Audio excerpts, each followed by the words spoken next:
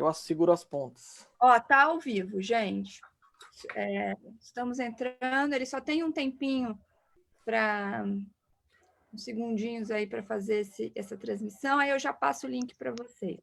Mas o que a gente está falando já está sendo transmitido.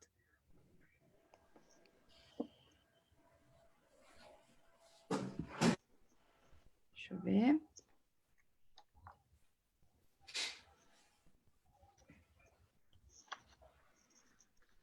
Pronto, já estamos ao vivo. Uns segundinhos aí para fazer essa transmissão, aí eu já passo o link para vocês. Acho que já tinha umas pessoas esperando. Está sendo transmitido. Ó, pronto. Tudo certo. Aqui. Bate-papo. Ó. Deixa eu ver. Esse é o link. Eu vou passar para o Silvinho. Estamos ao vivo. Já temos 7 pessoas assistindo. Acho que o pessoal estava...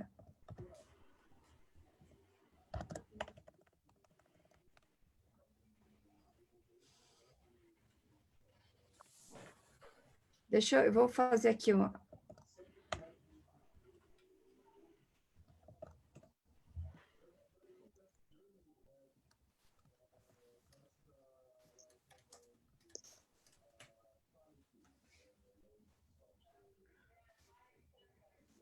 Deixa eu ver aqui.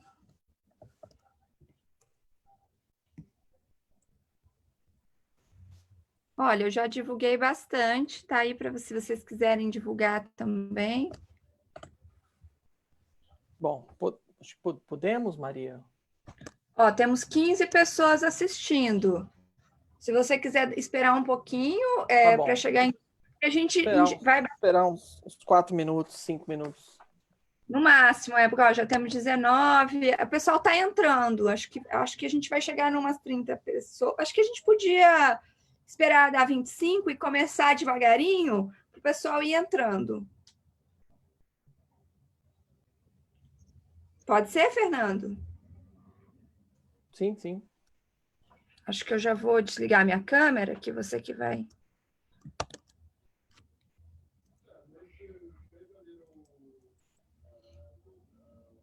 Ó, já temos 26 pessoas, vocês que sabem.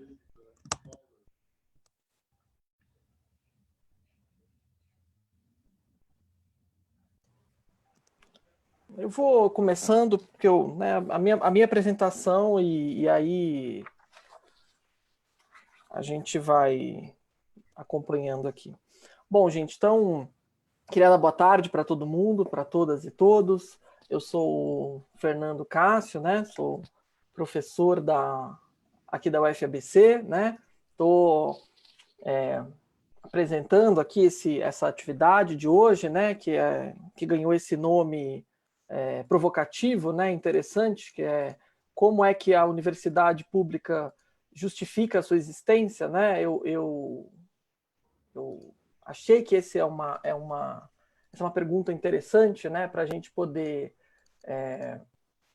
conversar hoje a respeito não apenas da universidade, né, mas também para a gente falar dessa obra, né, que é esse livro Universidade Pública e Democracia, né, que está sendo lançado essa semana, esse mês, né, pelo nosso colega, o professor João Carlos Salles, né, a quem eu convidei para conversar um pouco sobre essa ideia, né, essas duas formas, universidade pública e democracia, que ele aproxima nesse livro e sobre as quais ele fala, né, inclusive sobre essa pergunta, né, interessante, provocativa, como é que a universidade pública justifica a sua existência. E eu acho que essa é uma pergunta interessante para a gente conversar, né? E acho que na nossa universidade aqui, a UFABC e em várias outras, né? A gente está num momento difícil, né? E delicado da nossa vida, né? Da existência dessas instituições, né? Para a universidade pública brasileira, para o ensino superior público e para a educação pública de maneira geral, em que a gente está sendo toda hora perguntado, tendo que nos confrontar com essa pergunta, né? Quer dizer, o que é que justifica a existência do ensino público e da universidade pública, né? Então, muito num sentido de tentar tensionar, né, os debates que estão atravessando as instituições, que estão relacionados muito a essa coisa nossa das atividades de ensino, né? Nós temos que funcionar, temos que continuar, temos que estar abertos, né? E aí, quer dizer, talvez a pergunta a fazer não seja tanto, quer dizer, que a gente precisa justificar a existência da universidade pública, mas o fato de que a universidade pública já justifica a sua existência de várias formas, né? E acho que um pouco eu queria propor, né, essa conversa, e acho que esse livro traz para a gente algumas possibilidades de entender esse debate, de melhorar a qualidade desse debate entre nós, né? Então, queria muito agradecer ao João Carlos Salles, que é o atual reitor da Universidade Federal da Bahia, filósofo, né? Ele também é o presidente da Andifes, né? Associação Nacional dos Dirigentes das Instituições Federais de Ensino Superior, né? Atualmente, nesse período difícil, né? Que é ser não apenas reitor, mas também presidente da Associação dos Reitores. É um filósofo, professor de lógica, né? Tem uma série de livros publicados, inclusive está lançando um outro livro neste momento, né? E aí eu vou deixar que ele fale sobre isso. Bolsista de produtividade do CNPq, membro de Academia de Ciências da Bahia, membro da Academia de Letras da Bahia, escreve e tem participado do debate público de maneira muito intensa, né? Muito interessante. Além de ser uma pessoa que escreve de um jeito muito agudo e ao mesmo tempo gentil, né? Eu acho que esse livro ele é um livro que, do ponto de vista da forma, ele também nos desafia, né? Em relação a isso. Eu prefaciei o livro, tive a honra de poder ler antes esse livro e prefaciar esse livro, então, por isso mesmo, acho que a gente tem uma grande oportunidade aqui de enriquecer o nosso debate na universidade. Quero agradecer esse evento nosso de lançamento e de conversa aqui, está sendo realizado pelo Fórum Permanente de Políticas Educacionais da Universidade Federal do ABC, do qual eu faço parte, e que esse ano é coordenado pelo Silvio Carneiro, um filósofo, nosso colega, junto com a Associação dos Docentes da Universidade Federal do ABC. Então, a Maria Carlotto, né, atual presidenta do sindicato da nossa associação, também no final vai fazer algumas considerações, alguns comentários sobre essa apresentação, no sentido também de a gente falar sobre o debate da universidade, né, que eu acho que é um assunto que interessa não só a Maria como presidenta da associação, mas também como pesquisadora que estuda e também pensa a universidade pública, né? Então, quero também agradecer aos nossos intérpretes, né? Ao Rogério Timóteo, a Juliana Sena, da UFABC, que gentilmente estão aqui nos assessorando, né? Isso é fundamental para a gente ter um alcance maior, né? E a gente poder acessibilizar todos esses eventos virtuais para um número de pessoas maior, né? Acho que isso é muito importante. Isso também tem a ver com a nossa infraestrutura institucional que nos proporciona isso. Então, sem mais delongas, eu vou passar ao João, agradecendo muitíssimo a tua presença, João, nessa agenda difícil que você, muito mais do que eu e do que nós aqui, certamente tem, pedindo para que você, então, fale um pouco para nós, provocado por essa pergunta, quer dizer, como que a universidade pública justifica a sua existência hoje e sempre, talvez. Obrigado, Fernando. Agradecer a você, a Maria, também a Juliana e o Timóteo por esse trabalho agora, por essa conversa. Eu gostei de você ter puxado essa ideia da justificativa da existência, porque eu sempre quis confrontar a certa ideia do modelo defendido por muitos de nós, né? De a universidade como sendo universidade de pesquisa, e alguns imaginam a universidade de pesquisa é a universidade Humboldtiana, esse é o modelo essencial na Universidade de Berlim, inicialmente. E aí eu gosto de lembrar que o primeiro reitor da Universidade de Berlim foi Fichte, né, um filósofo, e na sua reflexão sobre a universidade, ele cria essa fórmula, né? A universidade como uma instituição é de tal ordem que precisa sempre justificar seu direito à existência. Eu tenho a impressão que isso deixa para a universidade duas dimensões, uma dimensão aberta, aberta acerca de modelos. Ela não é um modelo único, universal, né, que está desencarnado, que não tem que se enraizar, que não tem uma cultura local que lhe dê contexto. Ela precisa, sim, ter essa dimensão própria de instalação e de reflexão, né? Que, em certa medida, vai dizer qual é o seu projeto. Ela precisa se colocar diante da sociedade defendendo um certo projeto. E esse projeto, eu tenho a impressão que, no nosso caso, ele se consolidou no Brasil como um projeto onde as dimensões de pesquisa estão irmanadas às de ensino e de extensão por várias razões, tanto razões constitucionais, né? Mas também razões de boa política pública, né? Que permite que a universidade seja um equipamento público que tem a tarefa permanente, justificando sua existência, de superar dois déficits estruturais. Um déficit de representação, por um lado, e um déficit de representatividade. Eu tenho a impressão que, às vezes, as pessoas separam essas duas dimensões como se uma fosse conflitante em relação à outra. Eu vou tentar esclarecer, Fernando, rapidamente isso, essas duas dimensões. É claro que tem um quê de invenção, né, de artifício nessa distinção, mas o artifício, às vezes, ajuda a pensar. Vejam bem, o que é o déficit de representação de uma instituição de ensino superior em nosso país?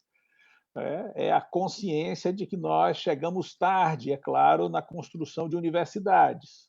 A universidade é ainda um projeto recente em nosso país. É um projeto que precisa se consolidar mais e mais, consolidar a sua excelência acadêmica, a sua ligação com as comunidades científicas internacionais, a sua ligação, portanto, que ultrapassa uma instalação local e que é, portanto, geral.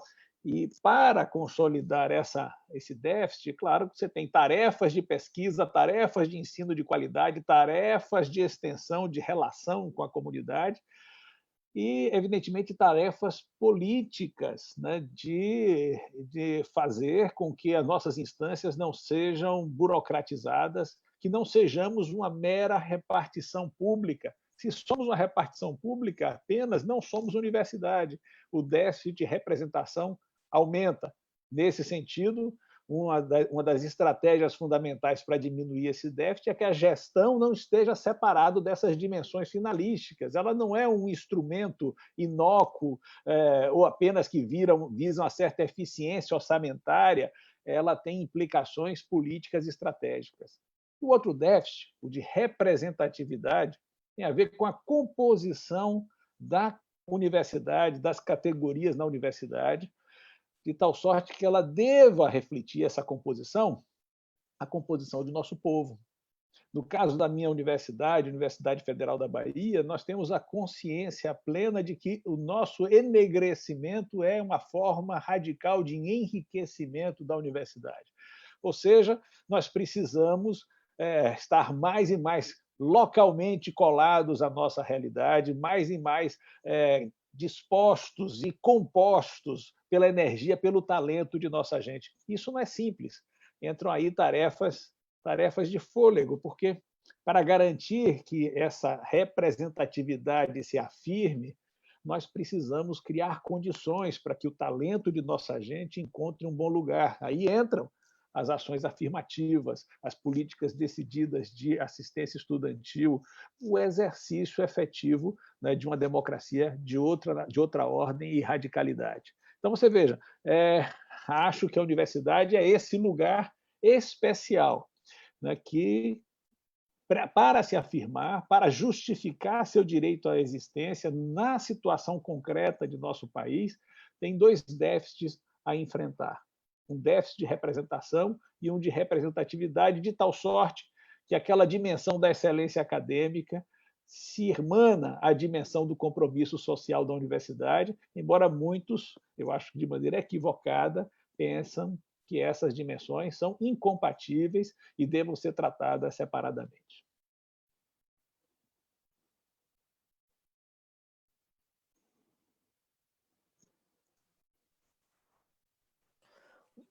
Bem, oi, tô aqui. Não, então, eu acho que foi um bom começo de conversa, né? Porque, de fato, João, eu estava aqui olhando o livro, né, e lembrando do prefácio, dizendo que, quer dizer, o que eu escrevi aqui, né, que dialogando com o livro e dialogando com a tua ideia, né, quer dizer, que as formas gestionárias da universidade, as formas como ela, né, ela organiza e ela, né, faz a sua gestão, elas guardam relações com os conteúdos, elas têm que guardar as relações com os conteúdos que a universidade produz e veicula. Quer dizer, se não for assim, quer dizer, não se resolve as coisas, né? Então, acho que nós estamos num debate, né? Acho que eu tenho participado de uma série de eventos, assim, desses lives, etc., em várias universidades e institutos federais, e a questão que se coloca é sempre essa, né? Como é que a gente lida e trata dessas duas questões, né? Da questão da excelência acadêmica e das outras atividades finalísticas da universidade como a mesma atividade finalística, né? Sem que a gente tenha que separar e dizer que nós temos que funcionar de um certo jeito, sem pensar o que significa esse funcionar, né? Então, acho que a tua fala ela vai muito nessa direção. Acho que é um bom começo para a gente. Maria, você quer falar alguma coisa? Acho que depois que ele talvez comentar o que você acabou de dizer, eu quero fazer algumas perguntas. Então eu queria, na verdade, acho que esse começo, baseado nessa pergunta, que você contasse um pouco, João, para a gente, né, para mim e para os colegas, quer dizer, qual que é a ideia, né, de aproximar isso, né, essas duas formas, universidade pública e democracia, que eu acho que esse livro faz, e por que isso, né? Quer dizer, por que a universidade é um lugar especial, né? Quer dizer, que lugar é esse, que aura é essa da universidade que permite que ela seja um espaço, digamos, especial para a gente fazer determinadas coisas e fazer determinados exercícios, né? Então eu queria talvez que a gente começasse por aí. Bacana, veja, primeira, uma das coisas, uma historinha que às vezes eu conto, né, que eu acho que vale a pena para vocês entenderem isso. Quando eu comecei a ser reitor da universidade, em 2014, a gente fez algumas visitas protocolares a jornais. Salvador faz parte, né? Você começa a estabelecer relações. E uma visita a um importante jornal baiano me surpreendeu a declaração do editor-geral desse jornal. Ele, se dirigindo ao reitor da Universidade Federal da Bahia, imaginou certamente um bom representante das elites baianas, né? E ele perguntava, era o preconceito dele, né? Perguntava: então, reitor, o seu filho vai estudar onde no exterior? Né? Eu considerei aquilo um desaforo extraordinário. Ele até pode imaginar esse projeto, mas perguntar ao reitor da principal universidade do estado da Bahia onde fora do estado o filho desse reitor estudaria, eu considerei um despudor, mas para mim foi como que uma revelação, Fernando. Eu disse, de certa forma, a aura da universidade, né, estava maculada. Vejam, essa aura é uma aura forte, uma aura, talvez vocês entenderem isso, a aura na UFBA, na Universidade Federal da Bahia, esse projeto talvez seja equivalente ao que foi o projeto de construção, Maria, da USP, né? Em termos de atender a anseios de formação específica, de independência intelectual de toda uma elite constitutiva da sociedade, né, de uma certa sociedade. E eu percebia que a aura estava trincada. E esse trincar da aura se confirmava por um conjunto consistente, seguido, constante, de ataques à imagem da universidade pública, do servidor público, do docente, do estudante, que eu acho que chegou no ápice esse desdém com a formulação do anterior ministro que falava da universidade como o espaço da balbúrdia, né? Essa é a primeira consideração, né? Ou seja, um desdém. E aí eu começo a pensar, essas ameaças também não são apenas externas, são também internas à universidade. Não é apenas um ataque externo que se dirige a uma universidade que soube expandir, mas tem muitas tarefas a completar, tanto de expansão quanto de verdadeira inclusão. Não é apenas isso que está em jogo. Me pareceu logo, Fernando, que estava em jogo aí, primeiro, esse abandono, digamos, da universidade pública pelas elites, um ataque sistemático, um descompromisso do Estado em relação ao financiamento dessas instituições. E eu pensava um pouco o que é que internamente pode contribuir nessa direção. E aí lembrei que, na verdade, as críticas filosóficas que nós temos à universidade são muito frequentes, né? Nós podemos ver na universidade um espaço de mera competição por recursos, por prestígio, por poder. Um espaço de mera repetição dos mesmos conteúdos, né? Repetição de um saber já produzido antes, sem criatividade. Também um lugar de reprodução de privilégios, e ela parece cumprir essa função de reproduzir privilégios, ou então oferecer pessoas ao mercado de trabalho, duas subserviências complementares. E, nesse sentido, também devemos admitir que em nossa sociedade ela é um lugar de exclusão, de autoritarismo. São muitos os relatos de assédio, de incapacidade de viver a universidade como lugar de riqueza, e sim como uma espécie de tortura adicional, né? Vocês conhecem até aquela velha história que se coloca para se desdenhar do lugar da universidade, se coloca, e para mostrar esse lado mais negativo da universidade, é uma piada clássica que fala do professor universitário como um ser perfeito, né? Um ser que estuda o que gosta, que trabalha naquilo que quer, que por isso mesmo se dedica completamente, é feliz, tem o acesso aos bens de cultura, e que o diabo, para se vingar disso, criou o colega de departamento. Ou seja, você tem a imagem de um espaço da universidade que parece oscilar entre o céu e o inferno. E aí acredito que a verdadeira natureza da universidade não é a competição, mas sim a colaboração. Não é a repetição, mas sim a criatividade. Não é o autoritarismo, mas sim a possibilidade democrática, né? Não é a reprodução de privilégios prévios, mas sim a construção interna do mérito. E aí que é a chave dessa associação, me parece, entre a ideia de universidade pública e democracia. Porque a democracia exige que renovemos a cada momento a força e os votos da cidadania, que os indivíduos tenham igualdade de direitos, que tenham igualdade de condições para argumentar, né? E que a palavra, evidentemente, tenha precedência sobre outros instrumentos de poder.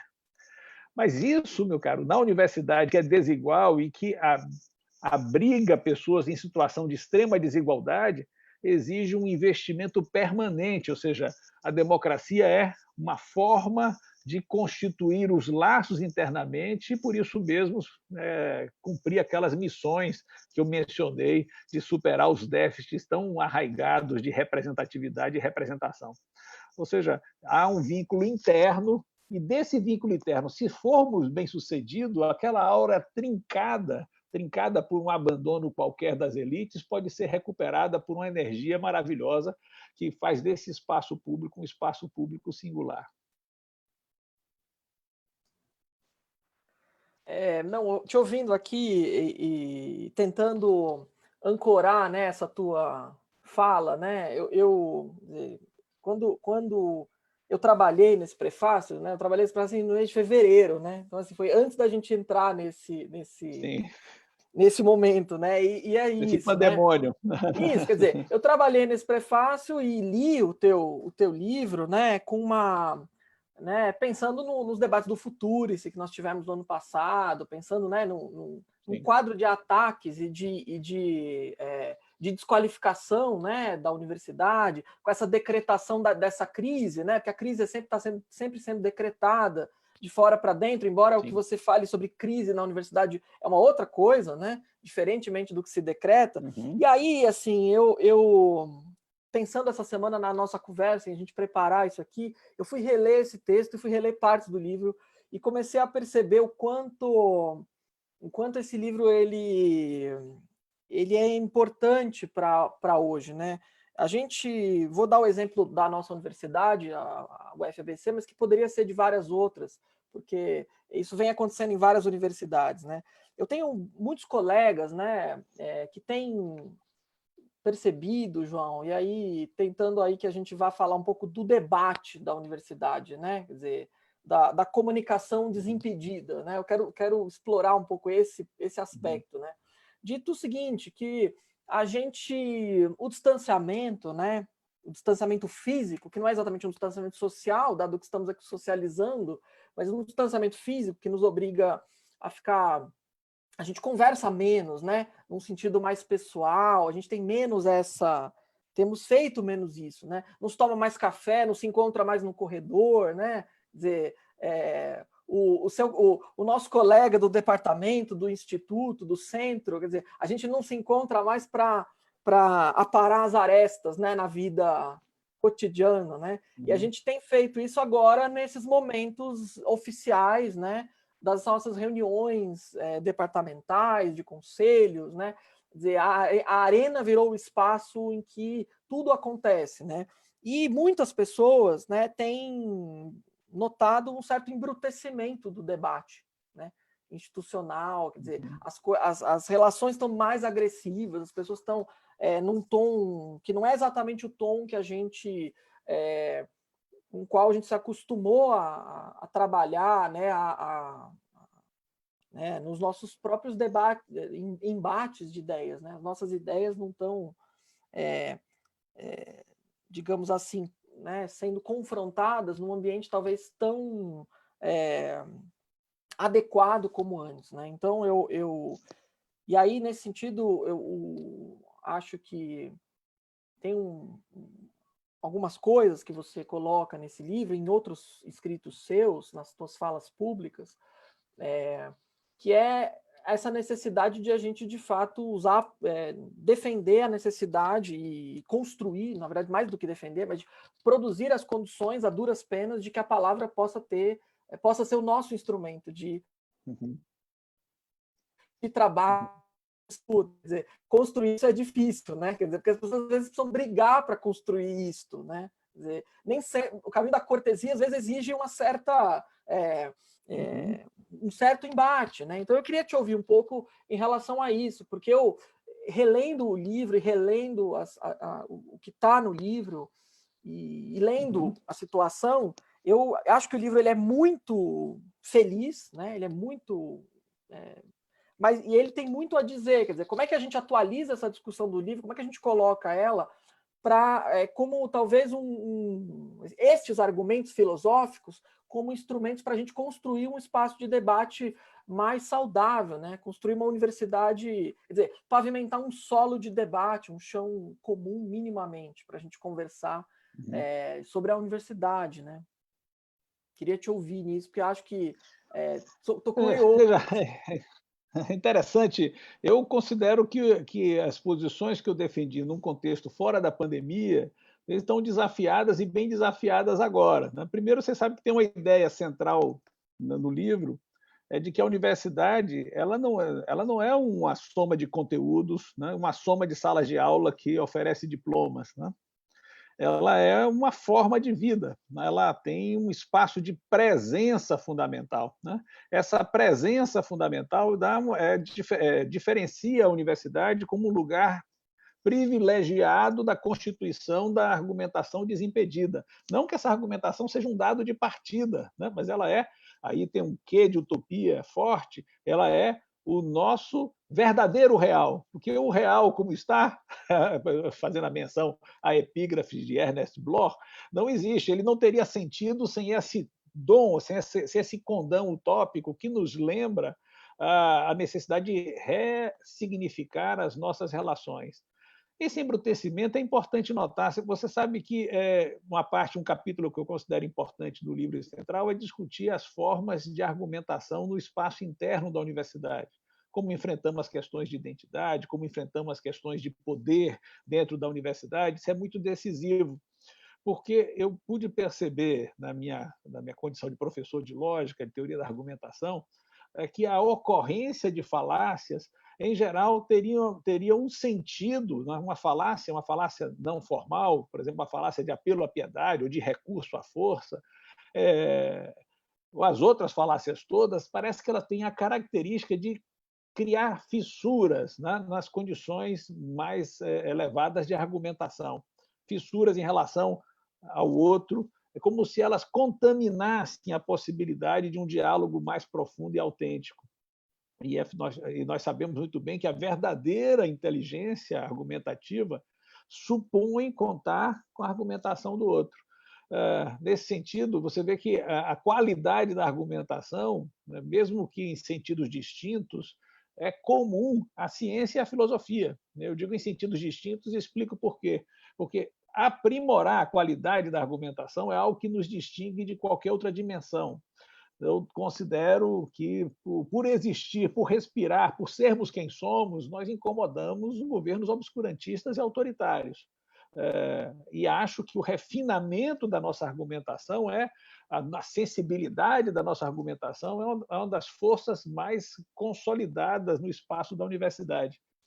E no espaço da universidade, essa qualidade argumentativa, que exige preparo, exige atenção, exige tempo, exige um demorar-se com o argumento alheio, existe um levar em conta o argumento alheio, caracteriza filosofia e ciência. No caso, a filosofia, a ciência, eu acredito, a ciência, ela cuida da qualidade dos consensos, ela pretende aprimorar a qualidade do consenso, em certa medida, quando tem métodos definidos para chegar à verdade, métodos que podem ser repetidos, experimentos que podem ser levados em conta, demonstrações que estão acima de qualquer olhar singular, né? Que estão acima da diferença e que nos levam a concluir, a partir das mesmas premissas, a mesma conclusão, isso faz parte do trabalho científico, que eu chamaria como um trabalho de melhorar a qualidade do consenso. O trabalho filosófico é tão essencial quanto o trabalho científico e, sendo totalmente distinto, tem algo em comum. Em filosofia, nós trabalhamos para melhorar a qualidade do desacordo, ou seja, perceber exatamente, fazer dialogar pontos de vista que talvez sejam inconciliáveis e, entretanto, que podem ter um patamar comum de argumentação, uma base comum mais aprimorada de convívio.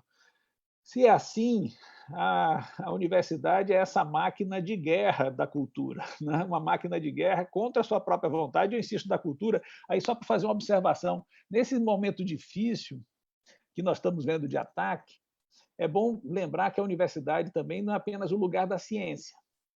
Ela é lugar de ciência, cultura e arte. Às vezes, nós temos visto argumentos que são instrumentais acerca do que é produzido na universidade e que valorizam aquilo que dá retorno imediato. E aí, Fernando, nós sabemos que esses argumentos não são apenas argumentos dos conservadores, dos não polidos, dos brutos. Podem ser argumentos gélidos, racionais, adotados até por governos que se dizem progressistas, ou seja, não compreender a dimensão mais ampla de cultura que tem a ver nesse projeto que se associa à universidade. Quando nós vemos, ao contrário, que o projeto da universidade se liga a essa construção de uma cidadania civilizada, que nós chamaríamos de democracia mais radical, né, certamente eu acho que tudo muda de figura. E isso me parece atual, se nós pensarmos o momento atual. Se nós, por exemplo, vemos como está distante do nosso objetivo a realização da separação, da superação das desigualdades. A pandemia nos trouxe uma realidade de acesso absolutamente desigual das pessoas às tecnologias digitais, a primeira questão. Além disso, além desse acesso, também mostrou quão incipiente é a reflexão que nós temos acerca do uso das tecnologias, que parecem para alguns o apanágio completo, a resposta a todos os problemas, sem considerar o sentido pedagógico, didático do uso dessas tecnologias. Ou seja, nós temos, nesse momento de pandemia, duas tentações difíceis, né? Duas razões de ordem distinta, uma da causalidade brutal, né, que é da desigualdade, e outra de uma certa razão que perdeu o vínculo, que não se preocupa em perder o vínculo da universidade com esse lado fundamental da presença. A universidade é o lugar da presença, aí que está a sua energia, nas múltiplas formas que vão desde a produção da ciência até a mobilização política.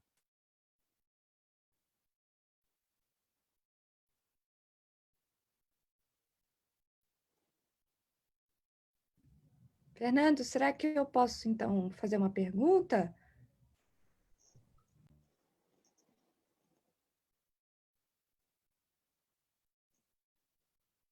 Acho que eu desativei meu microfone.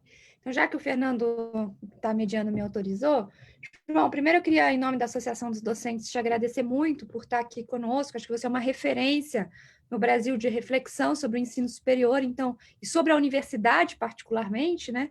Então, queria realmente te agradecer, em nome de todos os docentes da UFABC, a sua presença aqui hoje.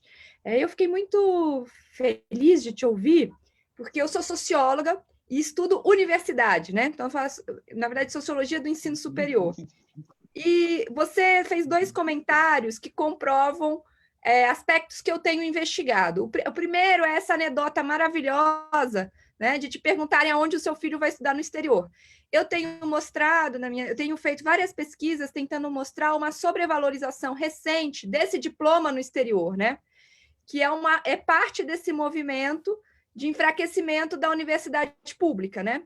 Então, eu achei que essa anedota confirma uma série de pesquisas que eu tenho feito, né, que existe algo articulado entre a crítica sistemática das universidades públicas na imprensa e do serviço público e essa sobrevalorização das credenciais do estudo no exterior, que é algo muito trágico, né? Assim, algo que a gente precisava enfrentar em alguma medida, né?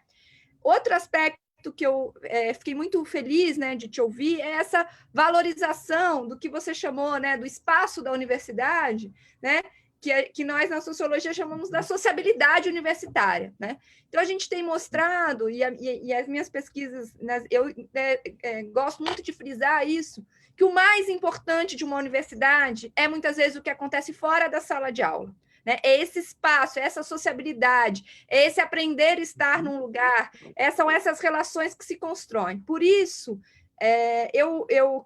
a minha pergunta especificamente é porque você define democracia, pelo que eu entendo, em 2 dimensões que são muito essenciais para essa sociabilidade. Né?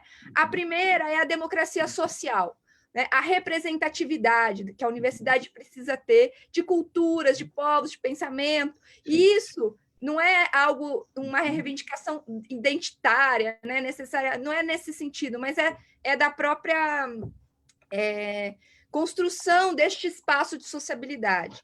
Então, essa democracia social. E o outro âmbito é a democracia política. Né? Quando você diz quando você formula algo que eu acho essencial, né? Que a gestão ela não pode ser na universidade como ela é em qualquer outro lugar, né? Uma simples máquina de eficiências, né? Ela tem implicações estratégicas e políticas, significa que a universidade ela é inseparável de uma democracia interna, né? De um autogoverno aberto a formas democráticas de comunicação e deliberação. Então, a minha pergunta essencial é: o mundo vai mudar muito a partir dessa pandemia, né? Nós estamos vivendo já um processo muito crítico, né, no Brasil particularmente. E me parece que a pandemia coloca, de maneiras distintas, essas 2 formas de democracia em questão. Uma delas você já abordou, né, que é a desigualdade digital. Né? Então, a decisão de continuar vai, a depender de como ela for feita, vai excluir alguns. E a decisão de não continuar dando aula também é muito complicada, né? Porque a gente não sabe quanto tempo. Então, assim, eu acho que primeiro isso, né? Como é que fica a questão da democracia social e a mesma coisa para a democracia política, porque a gente tem uma urgência realmente para tomar algumas decisões, né? Que muitas vezes impede que a universidade delibere e discuta num ambiente democrático. Então, eu queria que você comentasse como é que você vê essas 2 coisas, né, esses 2 âmbitos da democracia nesse atual contexto e daqui para frente. E me desculpe aí a minha fala longa.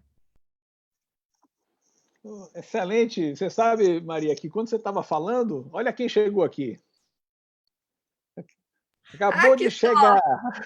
Tá vendo? Olha, acabou de chegar pelo correio.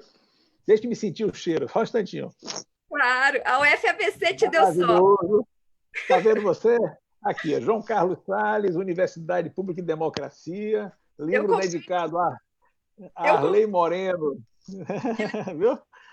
E Eleonora Albano, né? Ou seja, Arley foi meu orientador, né? E eu achei muito importante estar aqui a menção ele, um grande, foi diretor da faculdade do IFIS, né? Ou seja, do Instituto de Filosofia e Ciências Humanas da Unicamp, meu orientador em Wittgenstein, Eleonora, minha amiga, que acaba de lançar um livro também no Gesto Audível, muito interessante. E vejam só, livro com prefácio de Fernando Cássio, apresentação de prefácio de Fernando Cássio, interessante, olha só, Fernando Cássio, fiquei muito contente, grande prefácio, e uma orelha muito generosa de meu amigo Vladimir Safatli. Então, estou satisfeito, contente, primeiro isso, né? Ele faz uma combinação com esse outro que foi lançado outro dia, foi lançado agora também, chamado A Última Invenção de Pascal, né, que foi aqui pela editora Quarteto, que tem lançado muitos meus livros aqui na Bahia. Vejam bem, você sabe, Maria, que existe uma disciplina fundamental, talvez vocês não conheçam, mas essa disciplina foi fundamental para a minha formação. A disciplina se chama Patiologia, né? Porque nós tínhamos, em São Lázaro, na Faculdade de Filosofia, temos um pátio, onde, com a cantina, os estudantes, professores e técnicos não deixavam de conversar, tomar café. Eu vou lhe assegurar que esse espaço foi decisivo para algumas opções. Digamos que, se nós aprendemos certos conteúdos em sala de aula, o pulo do gato, o olhar especial, a chave interpretativa, muitas vezes foi colocado nesses espaços de sociabilidade. A universidade não é uma soma de sala de aulas que oferece diplomas, e não é só sala de aula, né? Já há problemas em relação à sala de aula, e algumas pessoas até idolatram tecnologias digitais, porque nós temos, às vezes, uma experiência em sala de aula desagradável, onde o professor não tem nem o cuidado, nem a habilidade, nem a disposição para estabelecer pontes de conhecimento. Às vezes, ele não tem esse contexto que nos obriga ao diálogo, que é uma boa sociabilidade. Mas, além disso, nós somos um lugar, né, de equipamentos, laboratórios, teatros, bibliotecas. Isso faz da universidade um espaço singular. Nós somos o lugar das assembleias, do debate político, e um dos riscos que nós temos, né, de certa medida, depreciação, degradação do tecido da universidade é se as nossas assembleias estiverem vazias e nossas instâncias estiverem burocratizadas. Com certeza, é fundamental esse exercício, essa reconstrução de um tecido de espaço público que oxigena a vida universitária. Um dos elementos fundamentais disso, Maria, numa tese que eu tenho, é que, digamos assim, instituições privadas podem até realizar um bom ensino, admito que podem fazer até boa pesquisa, mas extensão de qualidade, extensão mais radical, onde nós temos até a disposição de aprender e nos deixarmos ocupar pelos movimentos sociais, pela energia da sociedade, somente na universidade pública. E aí você tocou na questão que é hoje a questão que aflige a todas as instituições. A extrema desigualdade digital, eu quero dizer desigualdade de acesso. Nós temos um déficit habitacional, podemos dizer assim, que inclui agora a ausência de acesso adequado à tecnologia da informação na sociedade da informação. Isso ficou claro. Nossos estudantes até podem ter acesso e não terem condições em casa, né, porque essa diminuição da desigualdade era feita no espaço da universidade. Como continuar agora? Eu acho que temos que estabelecer alguns princípios. Não há receita para todos, cada universidade precisa exercer sua autonomia, cada universidade precisa mobilizar-se até para questionar os limites, o sentido de certas tarefas, porque, afinal de contas, nós somos professores e não youtubers, né? Nós somos extensionistas, nós somos pesquisadores, né? Nós não usamos as redes sociais da mesma forma, né, que outros usam com outros propósitos. Nós temos que usar essa tecnologia, mas lembrando que nós falamos de um lugar onde os procedimentos têm protocolos, onde temos critérios coletivos para dizer o que tem qualidade e o que não tem qualidade. E aí nós temos, então, esse desafio de tomar decisões verificando as condições de acesso, ou seja, respeitando o princípio de isonomia de oportunidades, e, por outro lado, verificando a qualidade do que está sendo transposto em ações remotas. Esse é um desafio muito sério que precisaremos enfrentar, né? E temos que ter boas respostas ao mesmo tempo, porque certamente não parece dada a condição de retorno presencial, e não parece segura a simples continuidade, a transposição em ações remotas. É um grande debate nesse momento. Bem, João, eu vou agora passar algumas perguntas que as pessoas estão fazendo.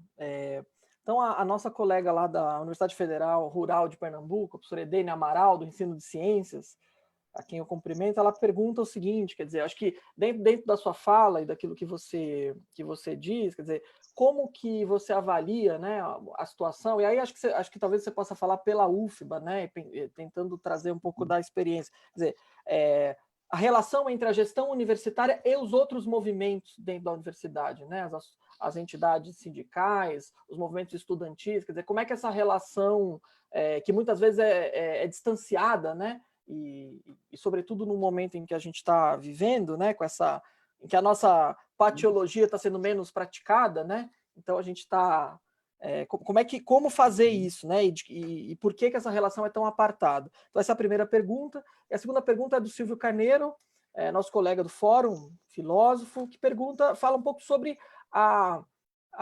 o trabalho docente, né? Quer dizer, como que esse trabalho docente, que por vezes vai sendo atravessado aí por uma série de ações, né, de cumprimento de metas e tudo mais, como é que isso flui para o fato de que muda, né, que a relação dos professores com a universidade e com as suas atividades finalísticas muda, quer dizer, como lidar com isso, né? E aí ele faz uma provocação específica perguntando, quer dizer, se os professores estão virando alguma coisa diferente, né, de ser professor, e aí ele faz aqui uma menção ao programa Futurice, que você explora e fala no livro, e que é um objeto de debate que ficou meio em suspenso por conta da pandemia, mas que está aí agora como projeto de lei dentro do Congresso Nacional, né? Então, queria ouvir você a respeito dessas coisas.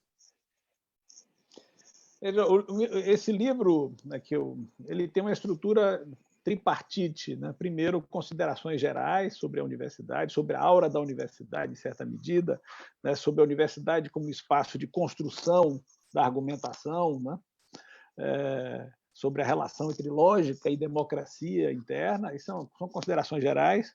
Depois, uma segunda parte é a experiência da UFBA. Vou contar um segredo para você, Fernando, Maria, também. É o segredo que eu conto para as pessoas da Bahia sabem que eu digo que a UFBA é o centro do universo. Então, não há problema. Mas não fiquem chateados, porque, na verdade, quero dizer com isso que cada universidade, né, deve ser o centro desse universo, e é fundamental que ela deve traduzir essa dimensão sagrada numa instalação específica.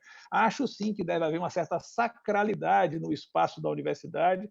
É uma sacralidade que lembra, por exemplo, aquela atitude de Unamuno, né, que tentando, ao dizer, esse aqui é o templo da inteligência, aqui não se pode permitir a entrada do fascismo, por exemplo, ou seja, existe algo que é um solo comum na universidade, e esse solo me parece ser sagrado, né? Agora, o fato de estarmos nesse solo sagrado não significa que a ação da gestão desse solo ela deva simplesmente ser louvada, pura e simplesmente. Eu acho que há um espaço interessante onde a gestão se realiza bem se ela mantiver um profundo diálogo com as categorias, sindicatos, diretório de estudantes. Isso é fundamental, ou seja, nada mais indesejável, né, numa gestão do que uma diretoria que diga simplesmente amém, ou seja, diretorias de sindicatos, etc., digam simplesmente amém. Isso não ajuda a universidade, não serve à boa gestão. O que é importante é que esse diálogo seja, porém, não a mera agressividade, né? Ou seja, você tem que ter pontes abertas o tempo inteiro. Isso custa muito trabalho, ter disposição de conversar com todos os coletivos, ter disposição de manter o espaço aberto, né? Abrir uma clareira sempre para esse diálogo. Isso é fundamental. E essa gestão, me parece que a boa energia dos movimentos é necessária a defesa dos grandes valores, do contorno de valores que faz com que cada universidade seja o centro do universo, sendo, claro, a UFBA o centro de todos os centros do universo, evidentemente, né? O trabalho docente será diferente? Existe um certo mistério, um certo resíduo no nosso trabalho que parece que não pode ser apagado. Existe algo de próprio no trabalho docente, nessa relação de ensino-aprendizagem, que eu vou tentar mostrar fazendo um raciocínio mais wittgensteiniano. Esse trabalho tem algo de mancha de dendê, né, que é reconhecível e não sai. E se não há esse trabalho, né, nós sentimos que falta algo. Imagine vocês, imagine que Fernando Cássio resolve fazer um curso com grandes nomes. E aí ele vai para o YouTube e assiste, digamos, um curso ministrado por Chomsky ou por Quine, ou área de filosofia qualquer. Pode escolher. Vão encontrar cursos inteiros, vão encontrar conferências inteiras. Mas certamente Fernando Cássio não ia sentir a vontade de dizer: eu fui aluno de... A menos que ele tivesse tendo uma certa prática que foi adotada recentemente de preenchimento do currículo Lattes, né? Mas ele não sentiria a vontade de dizer: fui aluno de Chomsky, né? Ou fui aluno de Quine.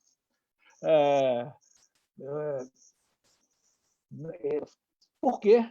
Porque falta exatamente esse componente especial de uma relação de reciprocidade, de uma relação de assimetria colaborativa entre o trabalho docente e a presença discente. Isso me parece que é algo indelével e que nós não podemos afastar nesse momento. O uso de tecnologias digitais ele é bem-vindo em qualquer circunstância. Aliás, há um déficit do uso dessas tecnologias digitais. Apenas esse uso não pode substituir, superar essa relação específica de ensino-aprendizagem que constitui esse momento extraordinário, luminoso, formador. É só uma percepção que reforça a ideia da presença como constitutiva de certos eventos. E nós devemos evitar certos eventos próprios da aprendizagem e devemos evitar, né, algo que seria imaginar que esses eventos seriam melhores se ocorressem em mais quantidade, como se o produtivismo desse a resposta pelo resultado, uma resposta mais satisfatória do que a demora, o cuidado que é próprio desses encontros, né? Aliás, eu sou de uma tradição wittgensteiniana em que Wittgenstein, talvez também como Fichte, há algo de comum entre os dois, de imaginar que o pensamento precisa ser recomposto, revivido. É como se o modelo de nosso trabalho, né, fosse, quem sabe assim, o mito de Sísifo, de a cada momento conduzir a pedra até o alto e ela retorna, mas esse movimento, curiosamente, não é vazio, diferentemente do mito de Sísifo, ele não é vazio. Nunca começamos de novo por repetir esse gesto próprio do ensino. O Futurice, só para registrar, o Futurice é um atentado extraordinário, exatamente essa dimensão múltipla, rica, essa dimensão extraordinária que é a universidade. A universidade a universidade que se preza, que se consolidou, que disse agora eu tenho a suficiente dimensão própria de universidade, ela tem excelência em todas as áreas, em todas as dimensões, ensino, pesquisa e extensão. O Futurice, até no título do programa, que é Programa Universidades, Institutos, Empreendedores e Inovadores, já mostra a sua unilateralidade, a sua limitação. Já é, por si só, um ataque à ideia constitucional de que a reflexão que autoriza, ou seja, o princípio que autoriza as universidades a terem autonomia de gestão, didático-científica, tem na sua origem esse entrelaçamento entre ensino, pesquisa e extensão. O Futurice ataca essa dimensão, subordina a lógica interna da universidade, que é autônoma da definição do seu projeto, da decisão dos seus conteúdos de pesquisa, a determinações externas à vida da universidade, no caso o mercado, por exemplo, a atenção da inovação, pura e simplesmente, agride a autonomia de gestão, chega até o desplante, esse último projeto que foi para o Congresso, é um projeto do ministro anterior, né?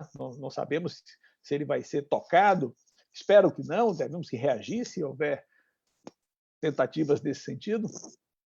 Chegava ao desplante de conceder bolsas da CAPES em função da adesão ou não a esse programa, ferindo os princípios da própria avaliação da pós-graduação. Ou seja, é importante nesse momento cautela. Posso dizer a vocês que temos sido sempre, às vezes, consultados à presidência da Andifes, qual a nossa opinião sobre esse ou aquele ministro. Certamente não podemos louvar de maneira alguma a falta de cortesia, de cordialidade. Existe um livro que é o Código de Ética da Alta Conduta, Código de Conduta da Alta Administração Superior, que é o Código de Ética dos servidores públicos, que lembra o dever da cordialidade, do respeito ao outro servidor público, de embasar suas decisões em bases científicas, etc. Mas a polidez pode ser agressiva também. E eu costumo dizer que aquilo que se ameaça pelo Twitter pode se executar pela planilha Excel.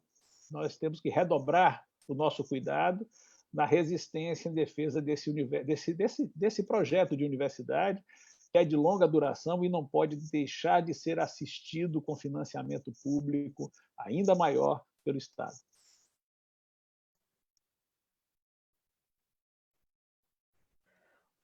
Bom, então, vamos prosseguir, João. Eu estou imaginando que a gente vai aqui estabelecer um teto aqui das 16h30, né, que foi o que nós combinamos.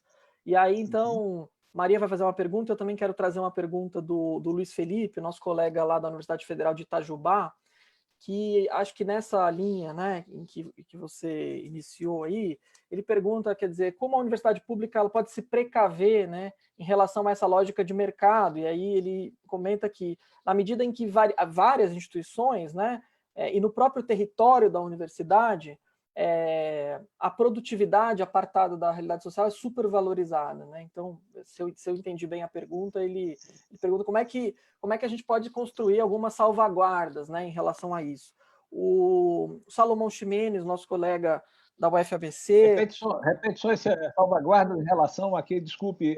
Não, a salvaguarda sou eu que disse, assim, quer dizer... como que a gente pode construir, talvez, salvaguardas para se precaver em relação a essa lógica de mercado, né? Dentro, e aí o comentário dele é que é super valorizada a produtividade apartada da realidade social, mesmo nos territórios fora da universidade. Não é só intramuros, né? Mas também você tem uma supervalorização que é extramuros. Acho que essa coisa do currículo que a gente tem visto, ela mostra um pouco isso, né? De como essa lógica da produção ela é supervalorizada. Salomão Ximenes parabeniza pelo livro, também nosso colega do Fórum de Políticas Educacionais, e pergunta como pensar a sustentabilidade e a suficiência do financiamento das instituições federais de ensino superior, né? E que agendas a gente deve fortalecer e mobilizar. Eu acho que essa é uma pergunta bem objetiva, né?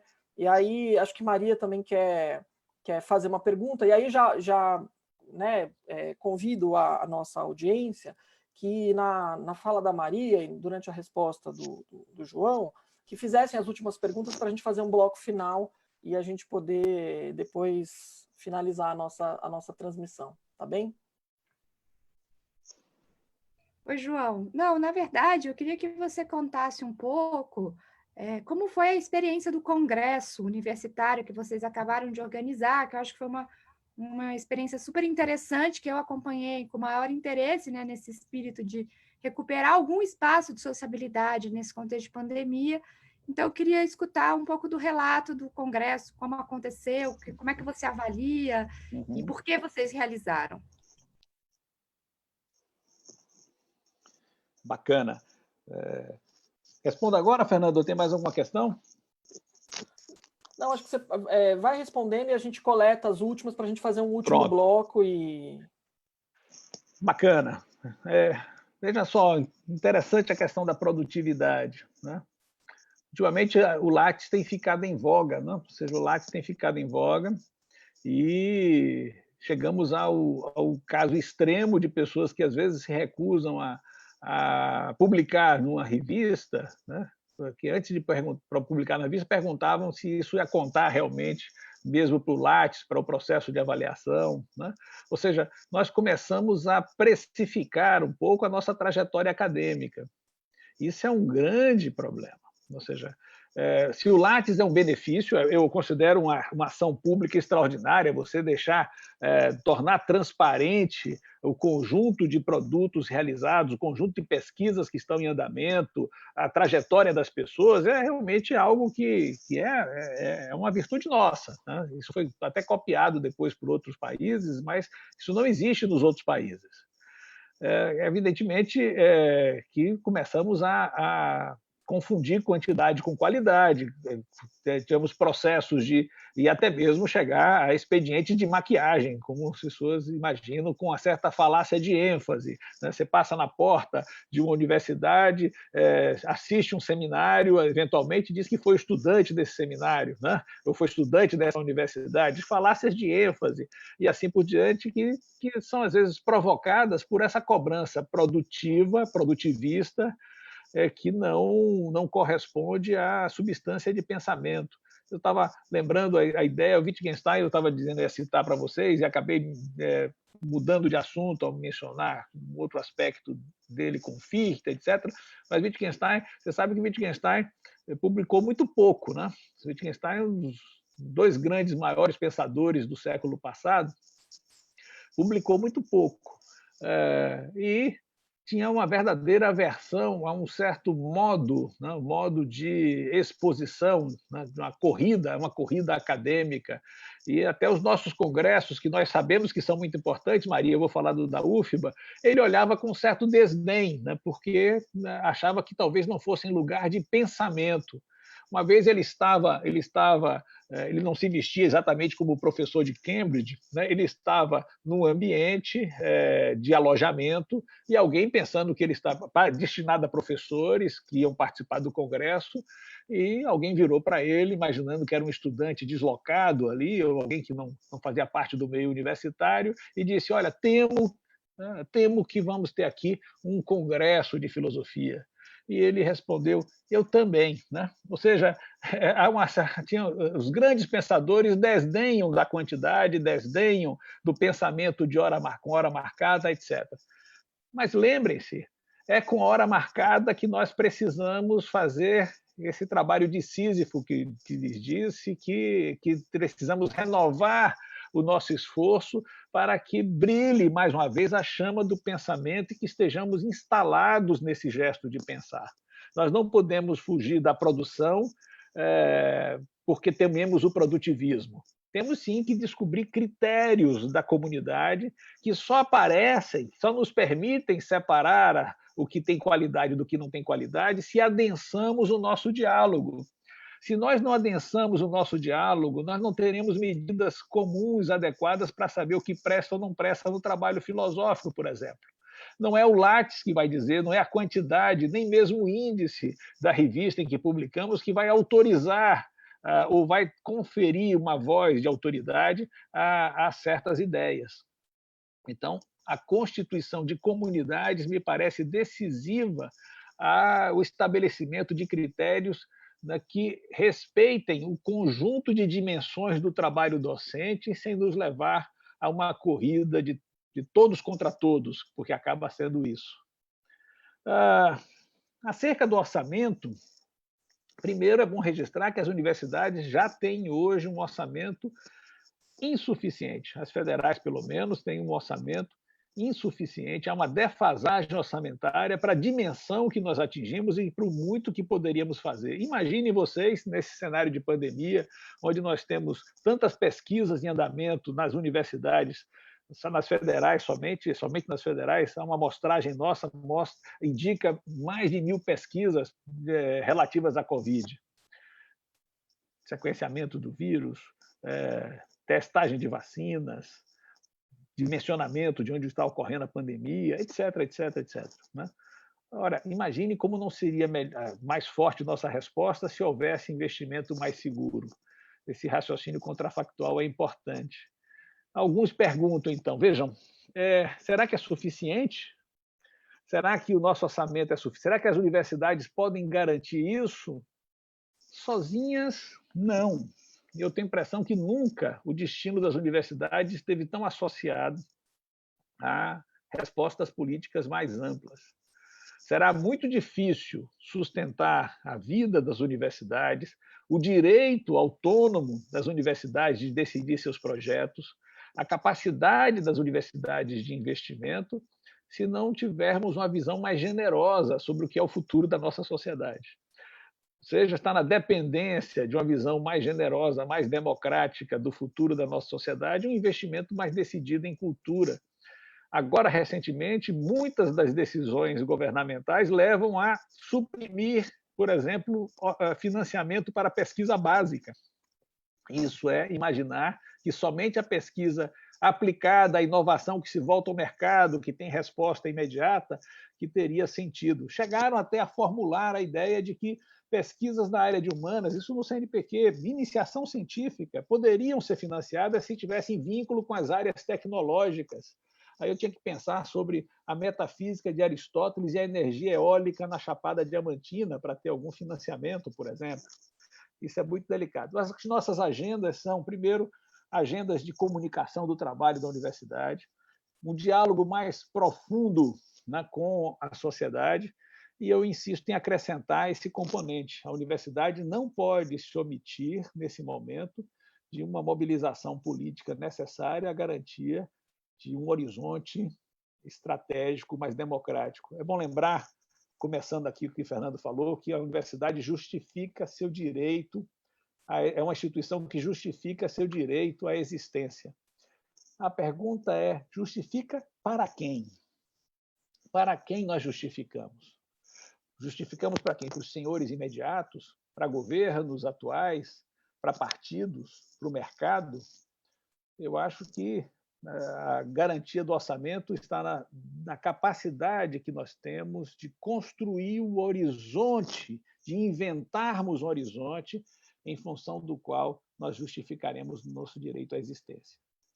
O Congresso da UFBA foi uma experiência extraordinária, Maria, porque o Congresso da UFBA, no momento em que todos chegavam a forçar para a utilização de tecnologias para continuar com quem pudesse seguir as aulas remotas, nós fizemos um rápido questionário, percebemos logo que não tínhamos condições de seguir sem abandonar os já excluídos, sem aumentar uma desigualdade tão danosa. Mas não temíamos usar bem as tecnologias. Achávamos fundamental, naquele momento, que a universidade refletisse sobre questões da atualidade. Achamos fundamental que a universidade se mobilizasse. O Congresso foi uma coisa extraordinária. Só para vocês terem ideia, foram 642 horas de transmissão ao vivo, cerca de 2.000 atividades entre as transmissões ao vivo, as atividades gravadas, e, de fato, 10 dias de congresso discutindo temas como a situação política do país, a Covid e os destinos da educação, esses 3 temas, mas mostrando também isso que nós somos, essa pujança grande, muito clara né, de uma universidade que é rica, plural. Né? Então, foi essa a nossa experiência, muito bem sucedida.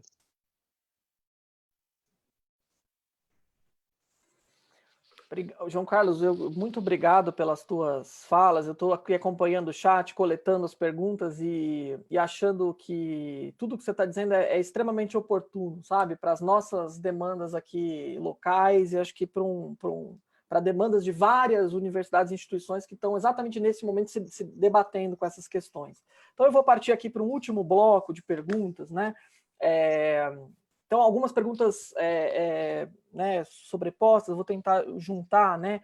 Então, a Kelly Brandão, que ela é professora da Unicamp, né?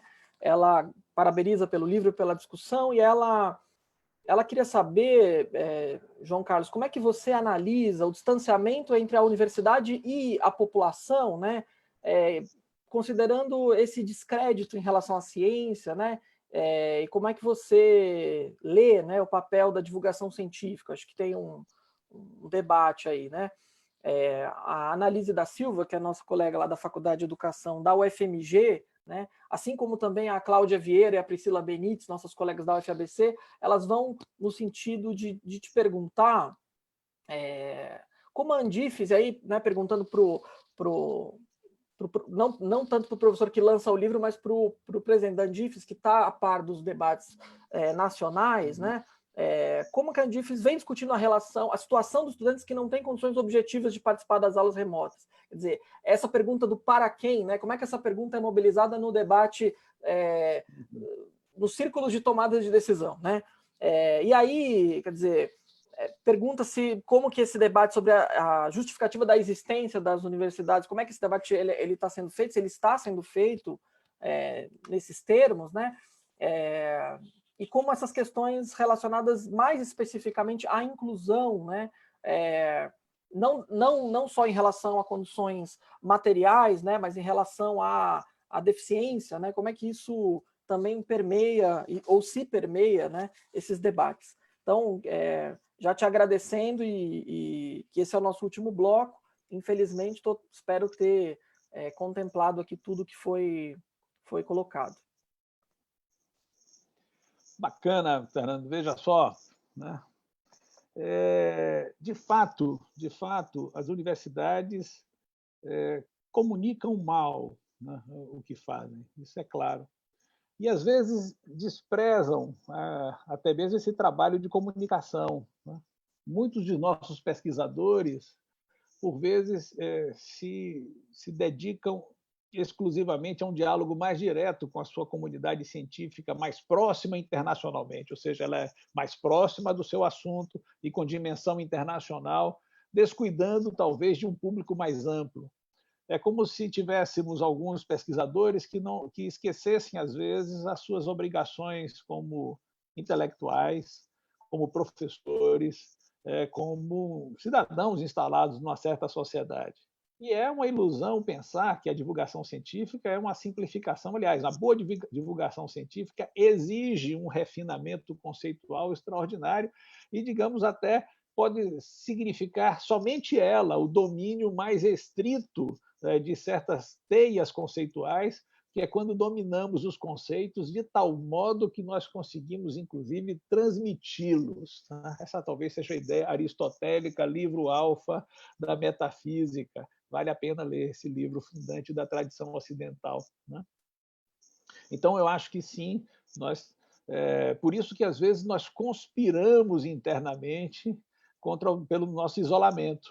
Uma certa dignidade do pesquisador que se afasta do colega ao lado, dos estudantes, da comunidade, às vezes do trabalho de gestão, né, e assim por diante. Acho que a universidade tem que se repensar como essa forma de vida, onde as peças interagem de maneira mais forte, e que na qual o destino de uma pesquisa nas áreas mais duras importa para as ciências humanas e vice-versa.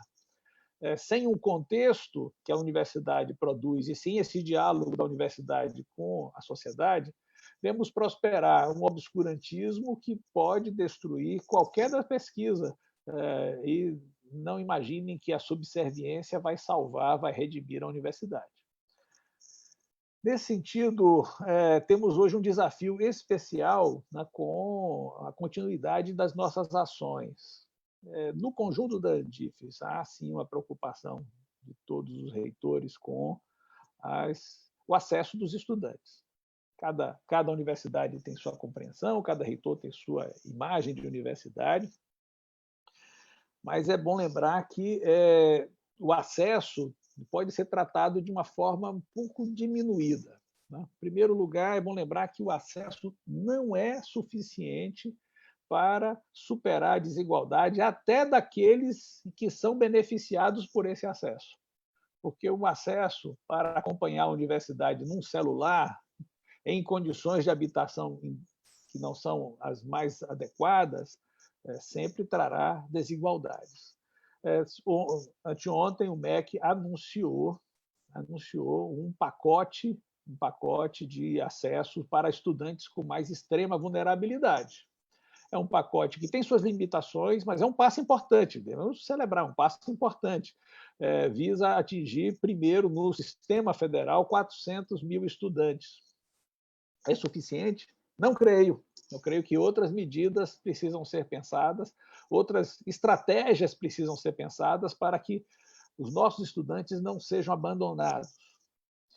É bom lembrar que essa expressão justificativa da existência é uma expressão retirada, digamos assim, pinçada por Fernando, e tem a ver exatamente com um projeto que precisa se justificar enquanto projeto, claramente, internamente, um projeto de uma instância capaz de reflexão. Né? Ou seja, mas esse é o desenho de universidade que eu acho que está proposto nessa matriz utópica pela qual relacionamos universidade pública e democracia. Certamente, só para um comentário final, vocês sabem que no dia da sua saída, o ministro anterior revogou uma portaria sobre ações afirmativas na pós-graduação. Muito simbolismo, pouco efeito. Logo, depois da revogação dessa portaria, a UFBA, por exemplo, fez logo uma nota dizendo que a política de permanência, a política de ações afirmativas continuava em nossa universidade, né? Uma política que beneficiava com cotas na pós-graduação, negros, pessoas com deficiência, quilombolas, indígenas, no caso da UFBA até acrescentamos pessoas trans, etc. Ou seja, na verdade, a UFBA teve uma marca mais próxima, mais própria do tratamento disso. Mas teve essa marca porque já existe uma política forte, consolidada, uma compreensão sobre a importância das ações afirmativas no interior da nossa universidade. Mas qual é o simbolismo? Interessante aqui, o simbolismo é que essa portaria indutora que foi revogada, e sabemos que já foi revogada a revogação da portaria, mas a portaria indutora é de 11 de maio de 2016, a véspera da votação do impeachment e praticamente um último ato do ministro de então, Aloysio Mercadante. Naquele momento, eu acho que o Aloysio, podemos ter debate sobre a política do Aloysio, certamente, discussões, mas naquele momento eu acho que o Aloysio sinalizava por uma imagem inclusiva da universidade, pela importância da diminuição daquilo que eu chamo do déficit de representatividade. Eu acho que foi uma ação indutora acertada.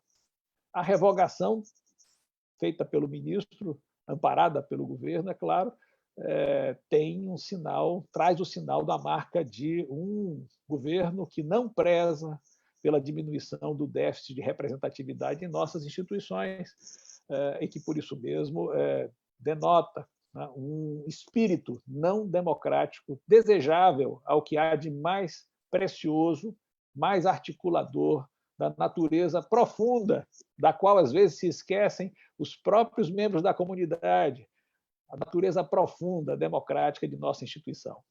Queria agradecer a vocês, muito, a Fernando, Maria, Juliano, Timóteo, aí pelo trabalho, dizer, uma alegria poder compartilhar com vocês algumas ideias e desejar que, caso leiam um livro, caso tenham um livro, que tenham prazer na leitura. Afinal de contas, o prazer na leitura é um bem raro a ser cultivado.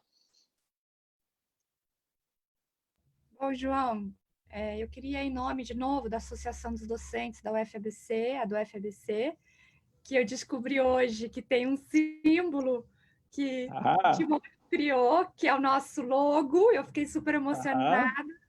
Enfim, queria agradecer muito, né, a sua presença. Acho que a gente tem uma urgência de pensar sem medo a universidade, né? E pensar sem medo a universidade é ousar na reflexão e ousar naquilo que a gente espera que a universidade seja, né? Eu gostei muito que você disse que a gente tem um papel a cumprir na reflexão sobre o futuro, né? Um futuro mais ameno, mais aberto. Eu acho que mais do que um projeto de país, do que um projeto de nação, nós precisamos de um projeto de futuro, né? Um projeto de sociedade que aponte em outras direções. E eu acho que a universidade tem cumprido um papel importante, mas pode cumprir um papel muito maior. Então, reflexões como a sua, né? E mais do que as suas reflexões, a sua atuação na universidade, na defesa da universidade pública brasileira, na construção dessa universidade pública brasileira, é muito importante. Então, em nome dos docentes da UFABC, da nossa associação, eu queria te agradecer, né? Agradecer, acho que o Fernando fará isso também, mas queria agradecer ao Rogério Timóteo e à Juliana Sena, e, em nome dele, todos os intérpretes em Libra que têm acompanhado a Associação Docente, por nos permitir chegar a um público mais amplo. Então, é isso, queria terminar agradecendo muitíssimo por essa conversa, que foi muito interessante e muito importante.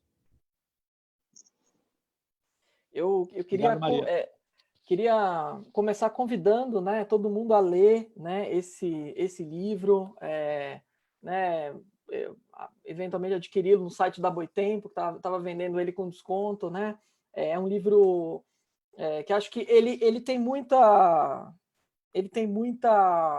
provoca muito. Quando o João fala que eu pensei uma frase, eu pensei mesmo. Foi de fato intencional pensar essa frase, porque eu sei que ela já está aparecendo nos nossos debates, na verdade, num sentido contrário, né? Então, acho que a ideia de debater a partir dessa frase é essa mesma, né? Como é que a gente consegue recuperar, né, outros projetos, né? Talvez recompor o tempo, né? O tempo das coisas, né? E eu acho que esse livro ele tem essa qualidade, né, de ter a paciência do conceito para recompor o tempo das coisas, que é muito do que a gente tenta discutir em relação a isso, né? Quando a pressa vem e nos atropela, a gente demanda uma recomposição do tempo das coisas, né? Então, convido todo mundo à leitura. Queria agradecer muito o livro, né? Pelas reflexões aqui, é um desafio enorme, né? Presidir a Andifes neste momento, né?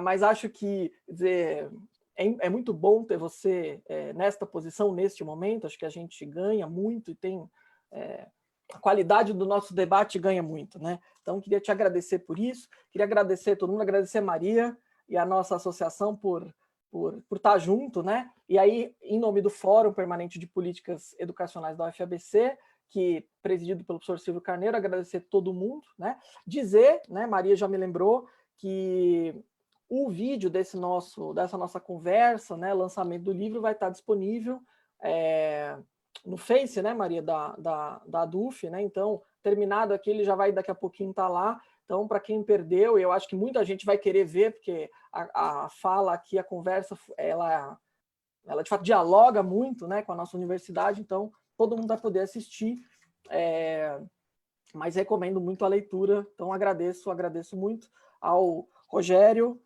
a Juliana, nossos intérpretes, fundamentais aqui em todo esse trabalho que nós temos feito, né, tanto no âmbito do Fórum quanto no âmbito da associação, de manter uma agenda de reflexão e de debates públicos permanente, né? Então, tudo que nós não estamos fazendo é estar parados, né?